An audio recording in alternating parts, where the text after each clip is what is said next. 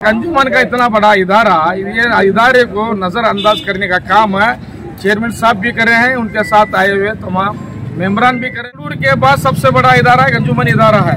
सबसे पहले तो अंजुमन के इदारे के अंदर जो एडवर्टाइजर है वहाँ उनको करनी वही, इसके अंदर सियासत नहीं, सियासत इसमें नहीं लाना था और चूक बहुत बड़ी हुई। जो मोहल्ले के अंदर जो मस्जिद है मदरसा तामीर कर रहे हैं उन्हें वक्त बोर्ड को आना नहीं चाह रहे हैं। तुम्हें मस्जिद तामीर भी कर बोल तो मस्जिद को लेने का हमारा पावर है, बोल क्या भी पावर नहीं। ये जो बोल रहे हो ना गलत बोल। 20 साल हुआ, 120 साल से ये मुख्य को लेके चलने वाला इदारा है। हर कोई बात जब अंजुमन से निकलती है तो पूरे हुबली शहर के मुतवल्लिया इसे मानते हैं। अंजुमन कमजोर नहीं हो सकती, लेकिन ये लोग सियासत कर रहे हैं, सियासत नहीं होना चाहिए।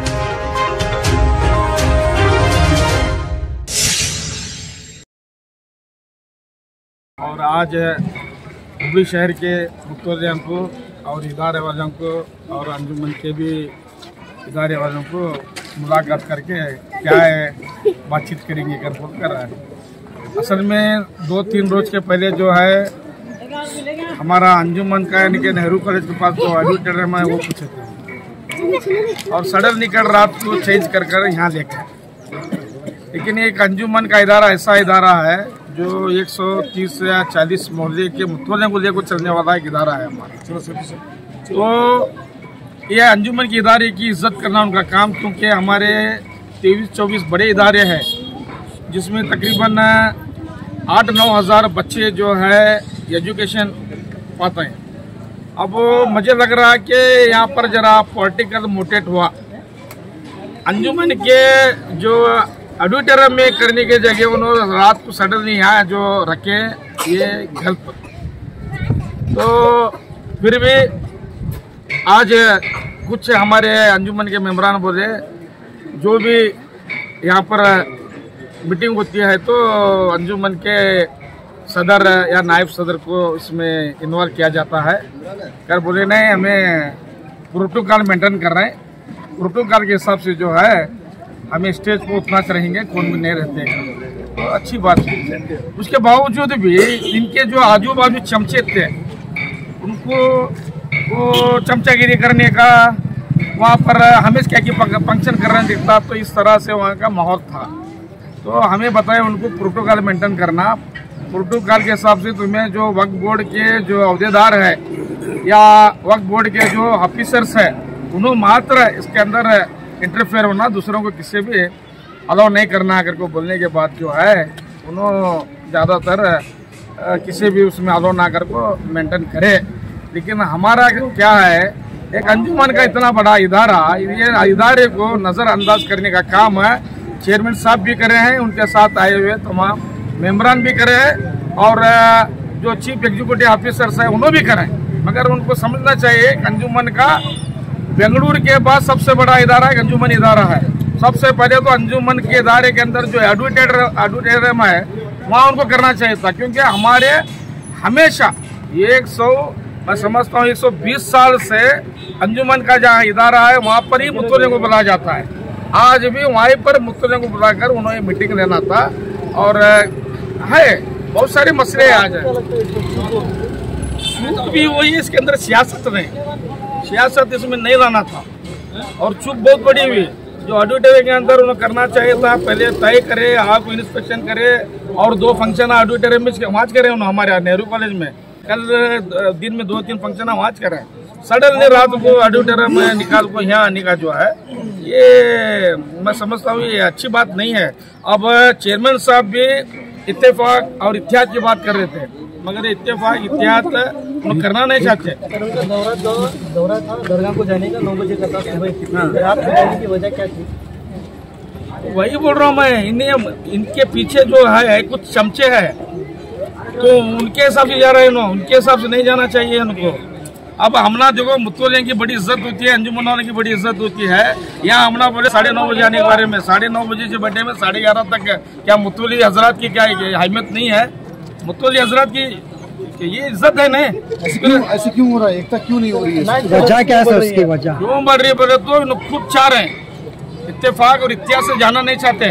अगर इत्तेफाक इतिहास से जाना चाहते तो मैं कल बताया था उनको अंजुमन के अहदेदारों को कहाँ भी अगर तुम्हें जाना है, हजरत फतेह शाह दरगाह को जाना है, वहाँ के मुतवल्ली किसके अंडर में आता है? हमारे अंजुमन के अंडर में आता है। अंजुमन के साथ उन्हें जुड़े हुए हैं, तो अंजुमन के ऑफिस पर उसको बात मालूम होना चाहिए कहाँ जा रहे तुम्हें। तो अंजुमन को नजरअंदाज किया जा रहा है, ये गलत बात है। जितने भी मसले बताए गए अंदर, उसका हल मिलने की कब तक उम्मीद है सर आपको? देखो, मुझे तो लगता है कि हल होने की जैसे कौन सी भी उम्मीद नजर नहीं आ रही। ये बोले तो बहुत सारे लोग जो बेचर आकर अब नए नए जो मोहल्ले के अंदर जो मस्जिद है, मदरसा तामीर कर रहे हैं, उन्होंने वक्फ बोर्ड को आना से नहीं चाह रहे। वहाँ सवाल करे, वो भी क्या सवाल करे उन्होंने? वक्फ बोर्ड के अंदर हमें रजिस्ट्रेशन करना नहीं चाहते, हमें इंडिपेंडेंट एक ट्रस्ट बनाकर रहना चाहता है। तो इन्होंने बोलते हैं वो तुम्हें मस्जिद तामीर भी कर बोल तो मस्जिद को लेने का हमारा पावर है। बोल को क्या भी पावर नहीं, ये जो बोल रहे हैं उन्होंने गलत बोल रहे हैं। मस्जिद हमें मोहल्ले वाले तामीर कर रहे थे, मदरसा हमें तामीर कर रहे थे, हमें वक्त करे तो जुनून लेना नहीं ले सकते हम लोग, गलत है वो। एक चीज कहना है कि वक्त सिर्फ सुपरवाइजिंग कर सकते हैं, वक्त सुपरवाइजिंग कर सकते हैं, किसी की प्रॉपर्टी को दखल अंदाज नहीं कर सकते। जब तक हमें वक्फ नहीं करते तो उन्हें ले नहीं सकते। तो ये गलत है, एक जिम्मेदारों को जो बोलना ये गलत बात है। तो इससे अंदाजा क्या होता है, इत्तेफाक और इत्याद की बात जो कर रहे हैं, इससे इत्तेफाक और इत्याद बनने वाला नहीं, इससे बिगड़ता है। अंजुमन इस्लाम क्यों कमजोर हो गई क्या वक्फ के सामने? क्यों वो आपकी जैसे आप जहाँ से बोले ऑडिटोरियम में नहीं आए, क्यों इतनी कमजोर हो गई? कैसे? क्योंकि तो बेंगलुरु के बाद सबसे बड़ी जो इदारा है वो अंजुमन इस्लाम है, बराबर। आपके अंडर जो आपके प्रेसिडेंट है वो क्यों नहीं ला पाया ऑडिटोरियम को, क्यों यहाँ पे किए? नहीं, वो आप उसका थोड़ा जवाब देंगे। सबसे पहले तो हम अंजुमन को चुनो बातचीत करे। तुम्हारे जो फंक्शन का हॉल का रूम भी चाहिए, BBA के अंदर है, नेहरू कॉलेज के अंदर भी सभा भवन चाहिए और ऑडिटोरियम भी चाहिए। हमें बोले, उनको आए, उन्होंने आने के बाद एक रोज के पहले चाहे वो सब देख ले, ठीक है हम यहाँ करते हैं। बोले कल पूरे दिन फंक्शन अंजुमन में करे, मगर रात में सियासत हो गई इसमें। रात में सियासत होने के बाद रात को तकरीबन 10 बजे ये जगह शिफ्ट करते हैं। करने की जरूरत क्या थी? आपको इंटीमेशन दे के शिफ्ट किए या ऐसे ही शिफ्ट? नहीं, हमने दावत दी, रात को दावत दी गई कि यहाँ पर मसान सूबे के अंदर नारद सूबे के अंदर जो है हॉल के अंदर अरेंज किया सो है मीटिंग को, तुम्हें अंजुमन वाले भी आना और मुतवल्ली इसको सबको दावत दी गई, उसके मुताबिक है। इसके जिम्मेदार और देखो, अंजुमन एक बहुत बड़ा इदारा है और ये हुबली शहर के तमाम 120-25 मोहल्ले या 40 मोहल्लों को लेकर चलने वाला इदारा है। ये कभी कमज़ोर नहीं बन सकता। ये बोले तो इसकी बुनियाद जो है 1903 में रखी गई है। 120 साल हुआ, 120 साल से ये मुतवल्लियों को लेकर चलने वाला इदारा है। हर कोई बात जब अंजुमन से निकलती है तो पूरे हुबली शहर के मुतवल्लियाँ इसे मानते हैं, तायद करते हैं। तो ये अंजुमन कमज़ोर नहीं हो सकती, लेकिन सियासत कर रहे हैं, सियासत नहीं होना चाहिए। खास करके ये मुसलमानों का इदारा है, मुसलमानों के इदारे में तो बिल्कुल नहीं होना चाहिए। अब बहुत सारे लोग बोले मुतवल्लियों को सताया जाता है, वक्फ बोर्ड को आने के बाद पैसे पूछे जाते हैं। अब देखिए, हमारा एक पाक इदारा होता है मोहल्ला, वहाँ पर हमारे मुतवल्ली जो है पै का हिसाब रख कर जो है शरीयत के हिसाब से उसका खौफ करते हुए, डरते हुए जो है रात दिन उन्होंने हिसाब किताब रख के बगैर कोई पगार लिए हुए, बगैर कोई हदिया लिए हुए उन्हें काम करते हैं। वक्फ बोर्ड के ऑफिसर जो है पगार लेकर काम करते हैं, मगर हमारे मुतवल्लियों को सताते हैं, एडिट करने को सताते हैं, हिसाब किताब अकाउंट देने को सताते हैं। इनको जब तक पैसे नहीं देते काम नहीं करते। मतलब जो भी मुतवल्ली है, जो भी जमात की है, उनको लीगल एज नहीं है क्या? लीगल उनको समझ नहीं है, लीगल समझ है। उन्होंने मुतवल्लियों कुछ इनलीगली काम कराना चाहते हैं, मुतवल्ली उसको इनलीगली काम करना चाहता है, मगर मुतवल्ली इनलीगली काम नहीं करते। 10 बार जाकर फिरते हैं, 50 बार जाकर फिरते हैं, लेकिन काम करने की कोशिश करते हैं। जो मस्जिद और दरगाह शहीद हुई है तो कब तक बन के अभी उनकी उम्मीद है, और कौन बनाएगा उसे? गवर्नमेंट बोलती है मैं पैसा दूंगा, जमीर सर बोलते हैं कि वो कोई सियासत वाला आ रहा है वहाँ पे रंग दे रहा है। हमारे कौम के लोग सब मिलके नहीं बना सकते हैं जल्द से जल्द? नहीं, वही तो बता रहा हूँ। देखिए, दरगाह कमेटी वाले खुद बोलेंगे हम लोग जो है दरगाह को जो शहीद किया गया है उसकी हमें तामीर करेंगे, मस्जिद भी तामीर करेंगे।